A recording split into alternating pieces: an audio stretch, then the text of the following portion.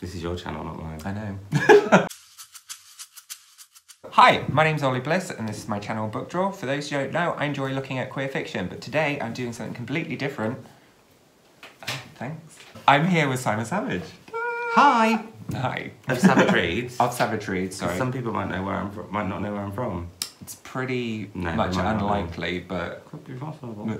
could be possible. For those who don't know, Simon, please introduce yourself. I have a channel called Savidge Reads where I talk about books. Yay! That's the easiest intro I've ever done about myself in my entire life.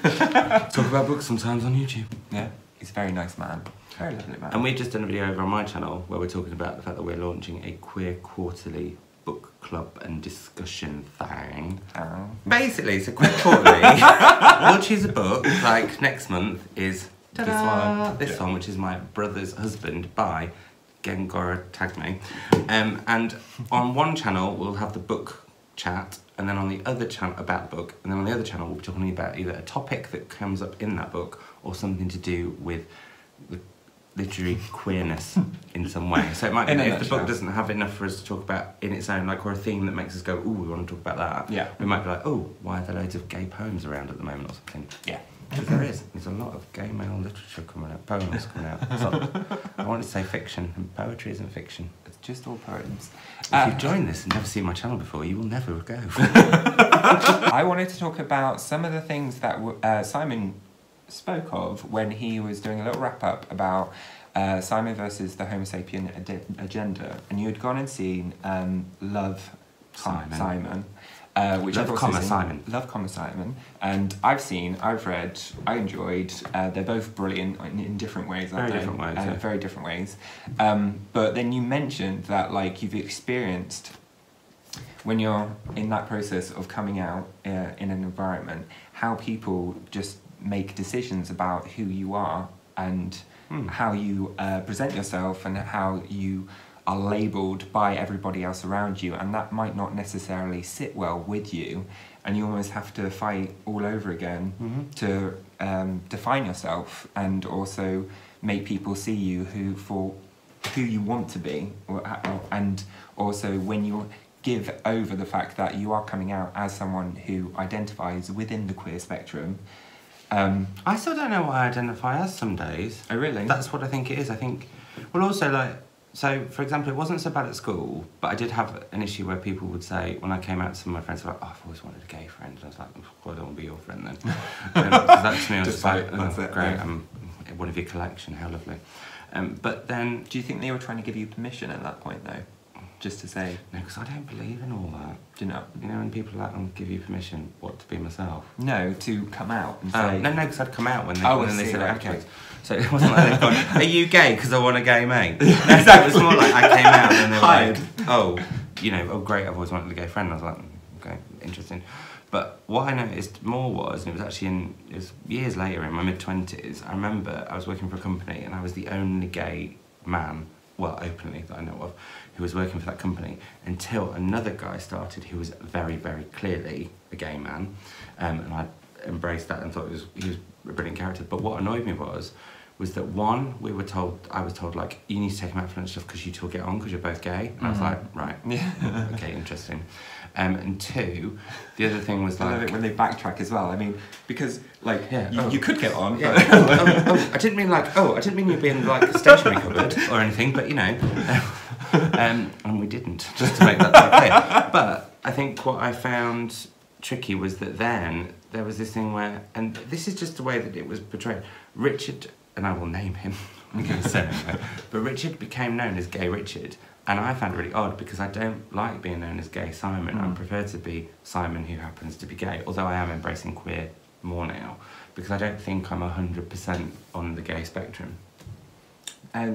Sorry, do you want to... Spectrum.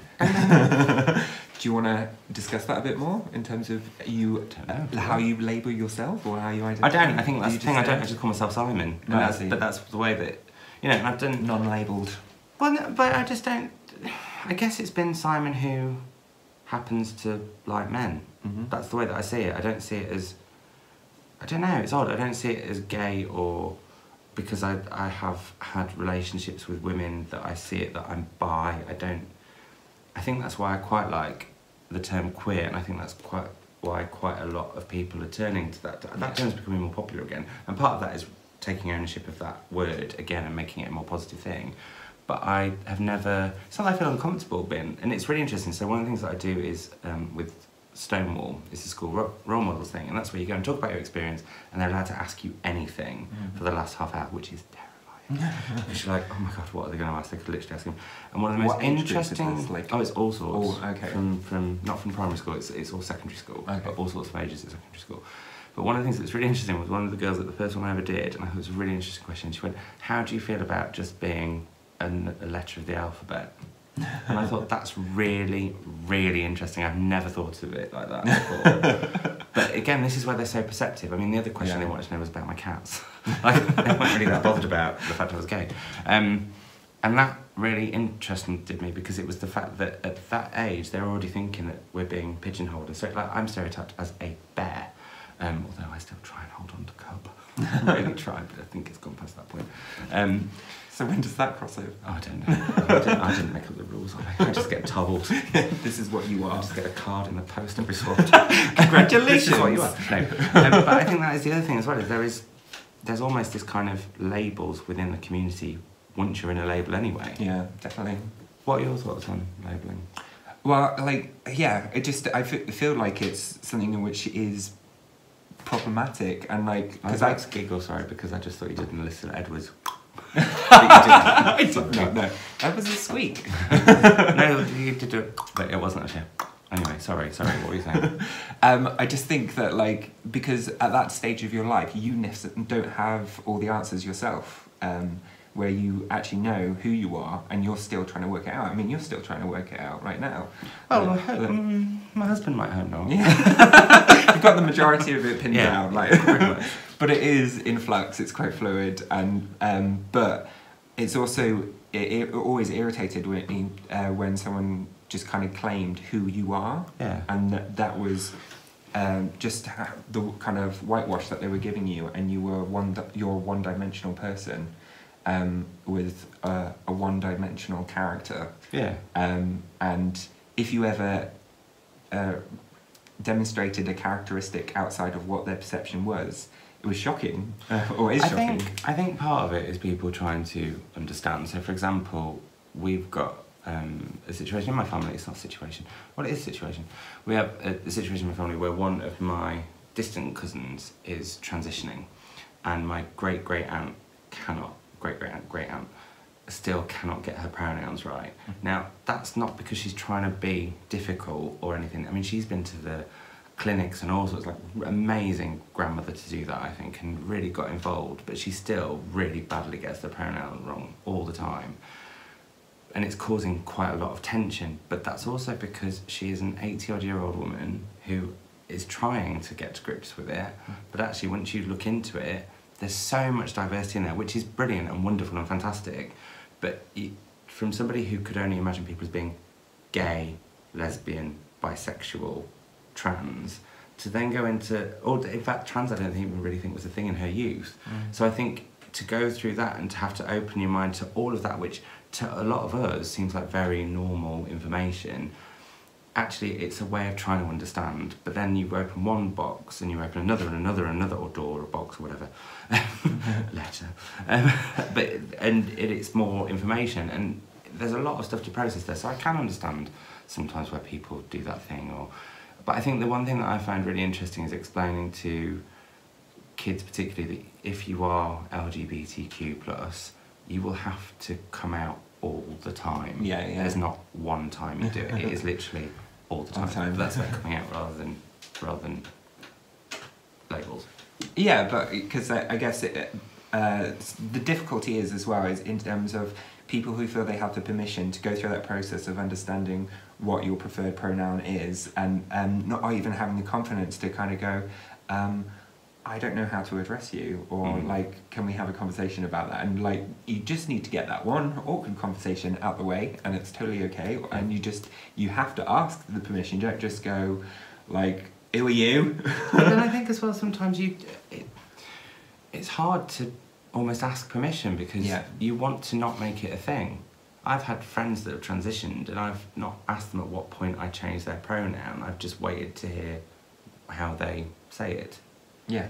And I think that's been... I think there's been an interesting thing recently where an author's poetry collection was sent out and they are non-binary and all the actual publicity stuff was about he. And so I did a video about he, not knowing that they were non-binary, and that caused but that was about, and again it's about information, but actually why the hell if when I walk through a door I don't turn around and go, hi, I'm Simon, I'm gay. It's like, that's just not what I do. It's not, nobody would, I wouldn't expect, I was going to say my sister, but my sister's, I think she's polysexual, is that right? You see, even I still don't understand some of the labels. But, so my brother, for example, doesn't walk into and go, hi, I'm straight. Yeah. Do you know what I mean? So I think that's the thing that I find tricky because and I guess this sounds really kind of hippy-dippy-doopy, but I just don't think it really matters. No. And I think it shouldn't actually... I think labels kind of annoy me, he says, saying that he's a bear and blah, blah, blah, but I do find that quite frustrating. Yeah, because, I mean, are you going to enter into a sexual relation with this person? How much information do you need to actually know about this person? Yeah, I might just be buying milk off him. Do you, I mean... I've come for a pint, I'm gay. But also on YouTube, because I haven't always been aware that the person prefers pronouns of they, but also they get offended because they put it on their Twitter handle or they put it in their description. And to be honest, I'm just watching the video that you've put on, but then it also makes me check myself and I have to go back and go, God, did I do that right or did I do that wrong? I think it's all about awareness. I think it's about being open-minded to whoever you meet when you meet them and finding out information about them. I'm a watcher anyway, so I'm quite quiet with new people, which is quite odd because on videos I'm not like, hi! But I'm quite like, hello. Yeah. And I think it's taking cues off people. But I also think actually sometimes labels can be really unhelpful because some people have a certain view of what a gay man might be or what a lesbian woman might be, but actually it could be that you just happen to like sleeping with the same sex, but you're nothing like their internal stereotype, which is just what they've got from, I don't know, whatever they've read or just what they've witnessed. And also people can't be blamed for what their unconscious biases. I think as long as they're open to anything, people can't be blamed for having unconscious biases, because I think everybody does it. You judge people within the first, what is it they say, 5 seconds that you meet them, and that's not, as soon as people say judge, it's like evil. But actually it could be that judging is, oh, really lovely, you know what I mean? And I think that's the what thing a is, wonderful person. we always take it to a negative, and I think labels can be used in a negative way sometimes more than they can be in a open, positive way. It's about dialogue. Yeah, definitely. But I don't feel like anybody should walk into a room and be like, I am a cis male, blah blah blah blah blah. Just like I wouldn't say, I've got Spanish in my lineage. Or, do you know what I mean? There's a certain amount of stuff you don't need to. One, you don't need to share. If it comes up in conversation, then that's great. You have that conversation. But it's also about being comfortable. I would say I'm happy now in most situations, like 98% of the time. If people know that I'm gay, I don't really care. But there is still. Like, actually, an example is when, after my wedding, we got in a cab to go home, and the guy's like, oh, you two are dressed really smartly, where have you been? And I was like, don't say anything, because, cab is, sorry, and this is me being prejudiced now, cabbies can be a bit, and Chris just went, we've got married! I was like, oh, God, here we go. We're going to get, driven into a lay-by. Yeah. But he was like, oh, good for you guys. But that was my prejudice, but also me not wanting to be defined by the fact that I just got married. Married a man. But actually it doesn't matter that I've just married a man, and actually it's good that I've just, you know what I mean? I still find it quite, not confusing, conflicting. I just think it's, take people as you find them. Yeah, every single time you could potentially come out or label yourself, you always have to kind of check, do I actually want to share this information with this person? Because of course, can I be bothered to? But also, as soon as you, if you say you're straight, I don't think people think anything. As soon as you say you're gay, or whatever, people start thinking about your bits and what bits go there, and it all gets a bit weird. And I think that's true though. I think people do, and I just think, are we not a bit past that now? Mm. But I actually, I always find it really surprising when, because if I introduce that I've got a partner and they say, oh, where's your wife or whatever, and I'm like, See, I don't do that anymore. I just literally, I've always said, well, I never said boyfriend because I always found boyfriend a bit odd in the fact that I'm 36 a man and Chris is 46. So I was like, it doesn't really feel like a boyfriend relationship. A man friend. So I would say partner, but like now, what's great about having got married is the fact I just say husband straight away, and there's no, and people sometimes do a bit like, oh, but it's not a bad thing. I do remember an old job that I had where Chris had made loads of cakes to take in because we had a thing where we took in cakes for our birthday and Chris is chef. So I got him to make all these cupcakes and my boss was like, oh, I didn't realise your partner was a chef. Where does she work? And I was like, actually, it's a he. Yeah. And he was like, oh. And it was interesting because most of the people on the team knew that already. But it was just his reaction was, oh, but then it was so funny / like kind of sweet as well. Oh, right, well, I've got no problem with that. Oh, this is a lovely cake. And I was like, okay, great. But I think it's that thing where I don't label people. I don't think when I first meet people, who do you sleep with? Yeah. But then, and also I suppose there's that thing with sometimes where labels aren't just about who you sleep with, it can be about what you might think those people's political leanings are. You know, you can... How are you going to react to this? Are you going to punch me in the face, or are you going to be cool? But also, it's, you know, people might think that because people are LGBTQ, they're more liberal, and that's not always the case. So I think I don't know how much how do you feel that labels help or don't help? Help or hinder? Help or hinder? I guess it's just the intonation and the tone that it's delivered in, isn't it? In terms of like, because queer at one time it was like you queer, and that I can't remember my channel. That's quite liberating. Oh, I did it. But you'll just now get a child's baby laugh because I do cover my swears. Go on, do it again. No, I'm not doing it. Swear all you like. No. But yeah, so if you're being branded as something that's wrong and deviant, and the intonation is like you are this thing, whatever that thing is, then it just made me and feel bad. And because when I was in high school, I was called a Nancy boy, and because I didn't know what a Nancy boy was, I thought they were saying Nazi boy. And I was like, I'm not particularly nice. Where's that come from? And then they found that even more hilarious. Right. And it's just like, I'm never going to win this one. Well, it's been weird, and it'll be interesting to see actually with Queer Quarterly what happens as well, and with the discussions that we have, because what I've noticed is that I had a real phase when I first started YouTube of getting a lot of homophobic abuse, which I just kind of didn't care about and thought was quite funny. Particularly my favourite actually was at Christmas, where somebody had really taken against my jumper, which had a big bear with a bobble hat on, and said they wanted to take me and my faggoty jumper and throw me off a cliff. I just laughed. I thought it was really funny. I was like, you must be really bored at home at Christmas. I don't think Mum's coming round. Wow.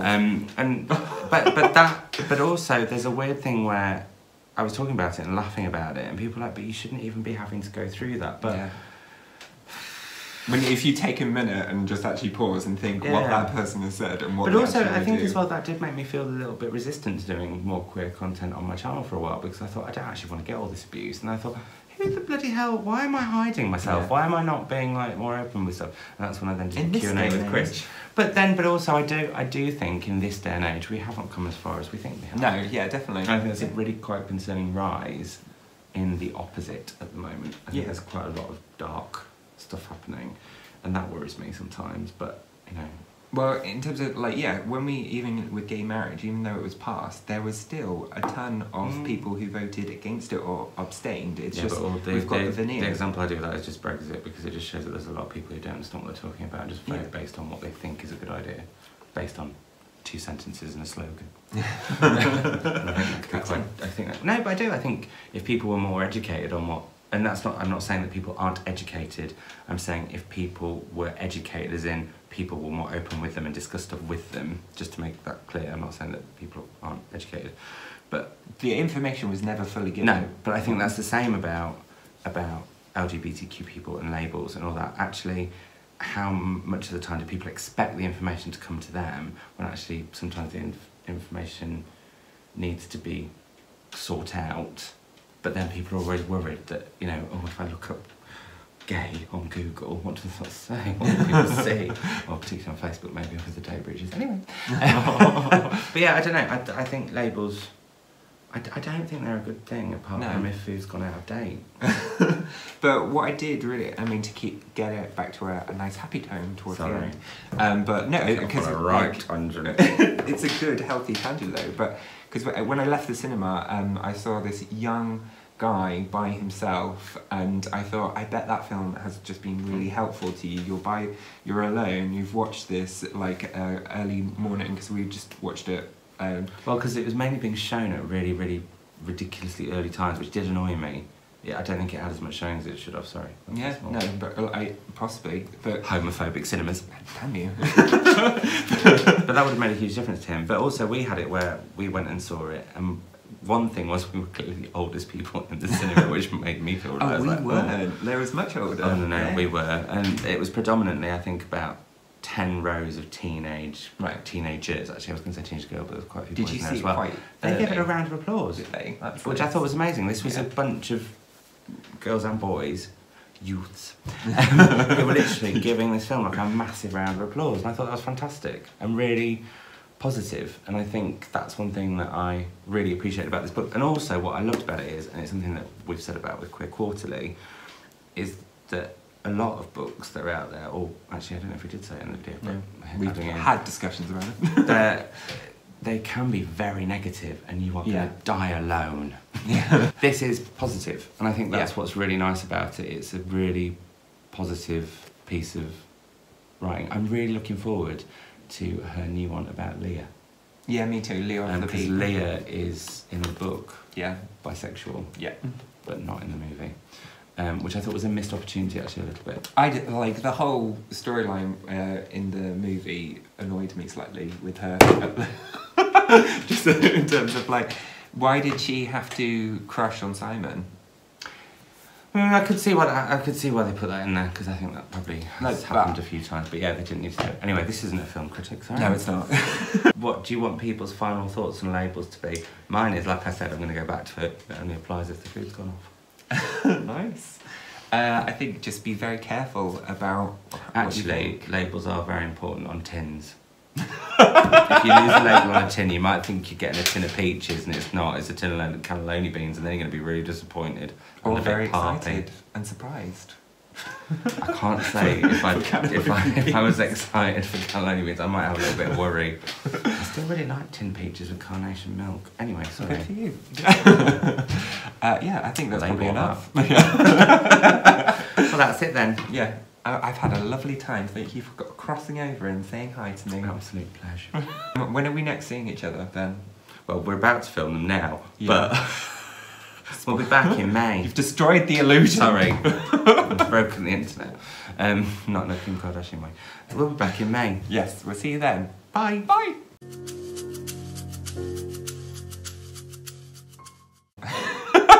Who's desperate to introduce this book. Now, we will be discussing the book in detail, but then over on my side... switch.